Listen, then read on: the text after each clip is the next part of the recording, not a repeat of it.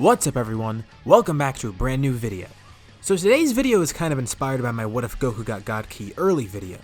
I'll link that above if you haven't seen it already. But there, it's basically as it says, Goku gets God Key early on, very early on in fact, before Z even starts. And honestly, the concept itself is kind of crazy, I even mentioned it in the video. But it got me thinking of something else. I had this idea for a while, and this isn't nearly as outlandish, and still makes for a pretty interesting story. I get asked a lot what might have happened if Beerus woke up early, so today we're going to be covering that. For this video, let's set a like goal of 3,000 likes, and once we hit that, I'll continue with the next part to this series. Anyways, let's begin. So the question itself is pretty straightforward. Beerus is going to be waking up early here, but how early? Is it going to be a few years before? Is it going to be before the Buu Saga? Before the Cell Saga? Earlier than that even? Well, I feel like a good spot is between Namek and the Cell Saga. Because if he wakes up too early, well, I don't see how our heroes could get out of that scenario. And if it's too close to when Beerus originally woke up, it wouldn't really change too much besides making the Buu Saga really easy. So I feel like this is a sweet spot. He's going to be waking up right after Namek. And why is that? Well, in his sleep he was kind of disturbed. Subconsciously, he was sensing ki around the universe, and his body picked up on something pretty impressive. Well, not very impressive by his standards, but relative to regular mortals, this was pretty impressive. It interrupts his dreams, and groggily he wakes up. He's a little angry that his nap is disturbed, but he can't go back to sleep now. You know how it is, once you wake up and you're focused on something, you're gonna have a hard time falling back asleep. Alongside sensing these odd powers, Beerus actually had some odd dreams alongside it. Nothing concerning or bad, no, it was actually a premonition of sorts, he thinks. Something involving a Saiyan. Whatever, he decides to ignore it for now. He's a little too tired and he still needs some time to fully wake up. He'll try to go back to sleep maybe for another year or so, but he doesn't think that's possible. Whis looks on as Beerus desperately tries to go back to sleep, wondering what could possibly be on this god of destruction's mind. Time passes. Beerus and Whis are pretty bored on their planet. I mean, there's not really much to do. Beerus just hangs around while Whis does whatever Whis does. You know what would really interest Beerus? Some new food. And also, maybe a new rival. He had that dream before, and he wants to see if he can make it come true somehow. After thinking about it for a while, he realized what he was thinking of, a Super Saiyan God. And what perfect timing, because on Earth, he senses something going on. Two strong powers colliding. And some of them feel oddly familiar. Wait a second, is that Freeza and King Cold? It seems their powers are actually being matched. No. They're not matched, they're being surpassed. Beerus is pretty surprised. Frieza's not really anything in terms of power when compared to Beerus, but seeing other mortals surpass him somehow, that's definitely interesting. And he actually wants to check this out. Maybe this fight will make for a good spectacle, and this planet may have some good food, so why not go? Whis begins the journey as they travel to Earth. A few minutes later, he and Whis arrive, and they remain kinda low for now. He arrives just as Freeza is killed, and he watches King Cold die. Damn, it seems he missed most of the fight. But this blonde-haired fellow seems pretty strong. He's actually interested in what the story is here, so he sticks around a bit. Beerus has pretty big ears, so he might be able to hear this conversation from pretty far away. And it's interesting, this teenage boy is from the future, trying to deliver a medication to this other guy here. Both of them appear to be Saiyans actually. Interesting, two Saiyans. Wait, Beerus then realizes, did this kid just mention time travel? I mean, hopefully he heard something wrong, so he keeps listening in, and it turns out he did. How do mortals even have the technology for this? But more importantly, they're breaking the law. Mortals can't time travel. Beerus seems pretty upset, and Whis watches as Beerus storms over there. The entire group watches confused as they see this big purple cat walk over. Well, except for Vegeta. He watches terrified. Beerus asks, did this kid just mention a time machine? Oh, Trunks doesn't know who this guy is. But yeah, he holds up the capsule with the time machine in it, as Beerus angrily erases the capsule. Trunks is speechless as everyone else watches scared. Beerus then turns his head and sees a familiar face. Vegeta! He heard about him in the conversation, but he actually forgot he was here. What a pleasant surprise. It's always nice to have a friend here. Beerus then holds his hand right in front of Trunks' face, ready to destroy him. Trunks goes Super Saiyan, ready to fight Beerus. But Vegeta shouts out saying not to. Trunks asks who this guy is, and Vegeta explains. Beerus is pissed about the time travel and says Trunks must pay the price for it, but everyone tries to bargain with him after they hear who he is and what he's capable of. He draws his hand back, with Trunks shaking. This guy was actually about to kill him, so casually too. There's no way he was actually bluffing. Scratching his chin, Beerus thinks, well, he already destroyed the time machine, so there's that. Maybe he can let this Trunks kid live, but under one condition. He wants everyone to find out about the Super Saiyan God for him. They have no idea what a Super Saiyan God is. They do know about Super Saiyan, which Trunks just showed him, and which he saw Goku use too. Is that the same thing or something? This is nothing to Beerus, no. Not only is that form far too weak, but Beerus can't sense any God Ki coming from them. Ah well, they know nothing. Whatever, he lifts his hand up, putting it in Trunks' face again. Trunks steps back, and then another capsule falls from his pocket. The same one that had the fridge that he threw down before. Beerus sees the fridge on the ground, and he wonders, why was this kid carrying a fridge? You know what? Now that he thinks about it, he's a little bit thirsty. So, before he destroys Trunks, he grabs his drink from the fridge. It's actually pretty delicious. It's something called Heat-Tap.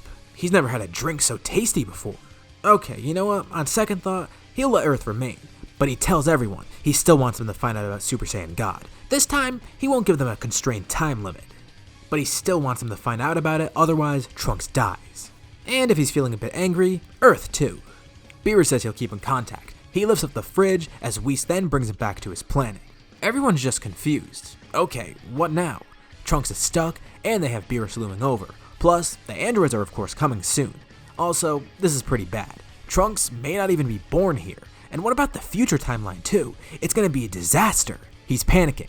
Even if they could build another time machine, Trunks can't even use it. Otherwise, Beerus will erase him and possibly everyone on Earth just out of anger. Trunks, he's actually getting a little bit angry himself too, alongside the panic. After everything his mom did, after all the times they've risked their lives, this ass comes in and does this to them? He'll get payback. He promises he'll become the Super Saiyan God and give Beerus more than a fight. He'll kill Beerus. Vegeta kinda chuckles to himself. There's no way they're gonna kill Beerus. But hey, if this kid wants to try, it'll make for a good show. And if anything, he's gonna be the Super Saiyan God. He is the coolest Saiyan after all. So, first order of business, they decide to ask Shenron. They end up finding the Dragon Balls and ask him, and it turns out they need 2 more Saiyans for this ritual. Okay, well, that's kind of an issue. There aren't any other Saiyans here. Trunks hasn't been born yet, neither has Goten. It's just Goku, Vegeta, Gohan, and future Trunks. Who cares? They'll train normally. Maybe they could find out some more later.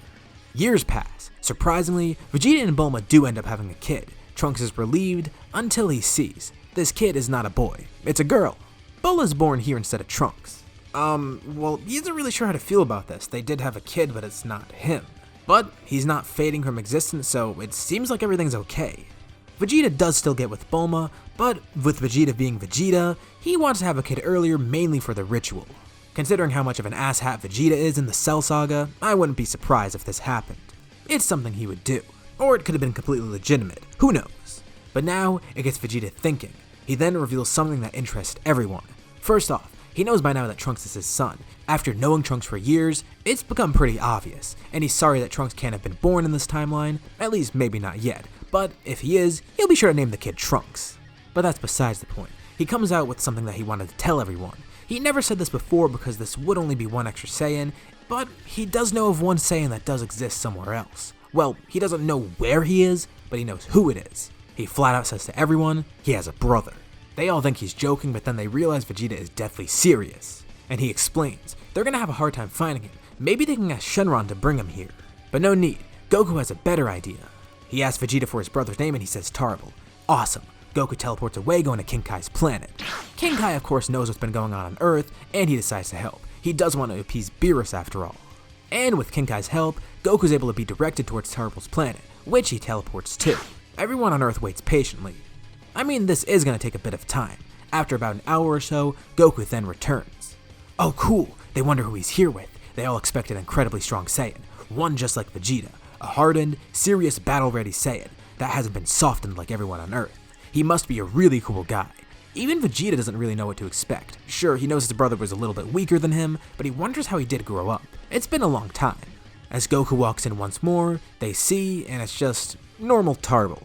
Is he even a Saiyan? He seems so normal and gentle. Obviously the tail's a dead giveaway that he is actually a Saiyan, and the resemblance to Vegeta is pretty apparent. It took a lot of explaining and convincing, but Tarble did end up going. He's not married yet and has no real obligations, so he decided he can come to Earth and stay with his brother. It's better now that he's with him anyways. But there's still a lot of info that he needs, so he's caught up to speed, and hears all about the Super Saiyan God, Beerus, and everything else. Whoa, his brother's a Super Saiyan? And this Goku guy? And this kid here? Oh, this kid's his nephew, from the future or something. Okay, this is a lot to take in at once. Beerus then teleports in. Well done, everyone. Whis has been watching from Beerus' planet, and Beerus decides to give everyone the time to do what they needed. Now, this better work. They have all the Saiyans they need, so it should be okay to go. And he reminds them, if this goes wrong, the price is Trunks' life. So, I'm pretty sure everyone will want to become a Super Saiyan God. But Trunks is actually the strongest right now. He's been training with everyone here, and he has that hybrid strength that we all know and love. Plus, he was the first one who wanted to be a Super Saiyan God anyways, so the ritual is done. They have some trouble getting Bullet involved, but it ends up working. Trunks ascends into the air, as he then undergoes a transformation. Descending back down to the ground, it's revealed. His hair's now red, he's skinnier, he has a different aura, and they can't even sense his energy. So, how strong is Trunks here in Super Saiyan God? Well, Goku in Battle of Gods was considerably stronger than Vegeta once they did transform, since they said Vegeta wouldn't be enough for Beerus. But somehow Super Saiyan God Goku was enough to appease him. So, going by this assumption, I would assume Super Saiyan God has a much stronger boost in power than a Super Saiyan Fusion even would, meaning the user most likely is going to be thousands of times stronger than before, if not more. This is the Cell Saga, so Super Saiyan God Trunks might not be that impressive compared to Beerus, but he's far stronger than everyone else here. Overpowered is an understatement. He's likely high boost Saga tier at the absolute least. He and Beerus fight, and Beerus is still somewhat happy. He can tell that this kid has potential. Alright, he lets him live, but no more time travel. He'll visit Earth occasionally for food, and for now, he'll leave them to their own devices.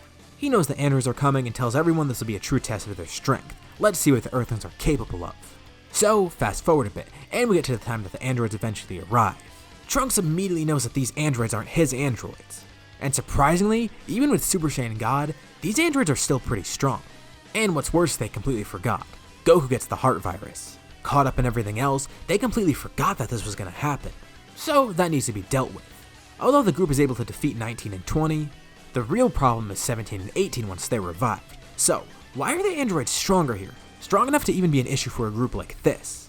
Well, here's the thing. Jiro has continuously been researching everyone. So, he'd know about the Super Saiyan God, and the android's strength would be improved and adjusted in order to counter these Super Saiyan Gods. This would include 19 and 20 as well. But as for 16, I feel like he'd remain as the same strength as before. Jiro eventually stopped working on him because he seemed like a dangerous project, so he probably wouldn't have a change in strength here. But as for 17 and 18, they're still strong. So even with everything that's happened so far, this part goes a little bit normally. Everyone gets pretty much washed by the androids as they go off and try to fight Goku. But we do have some more changes here. With everything that's changed so far, Cell arrives earlier, showing himself in order to try and absorb one of the Z-Fighter's strength. It appears he was too late. By the time he gets to the area, everyone's gone.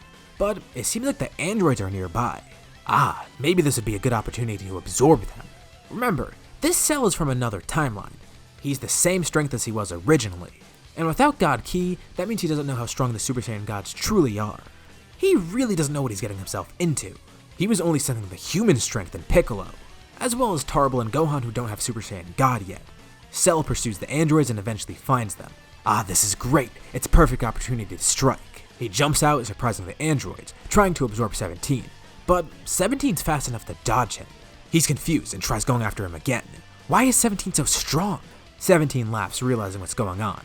Oh, this must be another one of Jiro's creations. He questions Cell and Cell reveals his purpose. Interesting. Well, Cell's gonna have a pretty hard time absorbing him. Within an instant, 17 then appears in front of Cell. Cell then sees that the two of them are trapped in a barrier, as 17 then expels a bunch of ki, performing his grand explosion attack. He lands back on the ground, dusting himself off, as green shards dissipate around him with the shield exploding. 18 just calls him a show-off, while 16 focuses on the birds. Yeah, it was that easy. 17 just killed Cell. He even used enough energy so that Cell couldn't regenerate. That's how strong they are here. With all of our heroes spread out, they do sense Cell's arrival, but they're not too worried about him. He seems pretty weak in comparison. And just as quickly as he arrived, he died. Everyone wonders what that was about. His ki felt pretty weird. It seemed like a mix of everyone else's ki. But whatever, it seems like the androids killed him for some reason. Or at least they assume because they couldn't sense what was going on besides Cell. But anywho, things are starting to look up. Goku just regained consciousness and he seems ready to fight. All the while, Beerus monitors everything from his planet. He looks through Whis' staff and honestly, he's a little bit impressed. Not in these guys, no, the androids. That doctor created robots this strong. Whis corrects him calling them cyborgs, but whatever. Beerus compliments the late doctor anyways. If he weren't stupid enough to let the androids kill him, maybe he would have been considered smart by Beerus. But whatever, now he's interested to see how the group will handle this. And with that, we'll leave off here for now. So what did you guys think about this part? What do you think will happen next time? Will the group be enough to defeat the androids, and will they find a way to actually do that? Leave your thoughts and suggestions in the comments below. I'll be sure to check them out to see what you guys think. As always, if you liked the video, be sure to drop a like, and let's try to hit that like goal so we can get another part. If you haven't already, why not subscribe, as well as hitting the bell icon to get notified about any future parts of this What If, or any other videos that I upload on my channel. Thank you all for watching, and I'll see you on my next video.